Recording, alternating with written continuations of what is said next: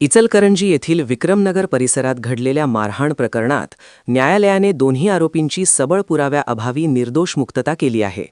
या प्रकरणात बचाव पक्षाचे ॲडव्होकेट शाहनवाज राज पटेल व ॲडव्होकेट लाजिम दस्तगीर मुजावर यांनी प्रभावी युक्तिवाद करत आरोपींची बाजू भक्कमपणे मांडली. प्रकरणातील फिर्यादी महिला व त्यांचा पुतण्या समित संकप्पाळ हे आपल्या घरासमोर उभे असताना नामदेव सपाटे व आकाश जांभळे हे एका विधिसंघर्ष बालकासह तेथे आले. आमच्याकडे रागाने का पाहिले या कारणावरून त्यांनी समित याच्यावर शिवीगाळ व मारहाण केली. दरम्यान फिर्यादी महिला, त्यांचे पती राजकुमार राहणार इचलकरंजी व जाऊ हे भांडण सोडविण्यास गेले असता त्यांनाही मारहाण करण्यात आली. त्यावेळी नामदेव सपाटे यांनी सिमेंटची वीट राजकुमार यांच्या डोक्यावर फेकून मारल्याने त्यांना गंभीर दुखापत झाली व त्यांना तातडीने रुग्णालयात दाखल करण्यात आले. या घटनेनंतर इचलकरंजी गावभाग पोलीस ठाण्यात गुन्हा दाखल करण्यात आला. पोलिसांनी तपास पूर्ण करून दोषारोपपत्र न्यायालयात सादर केले.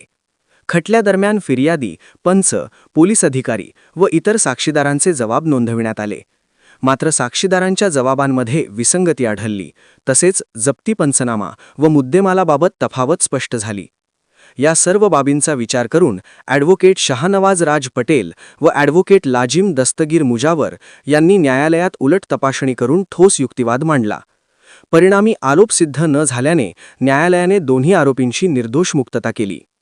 MS51 न्यूजकरिता मुबारक शेख.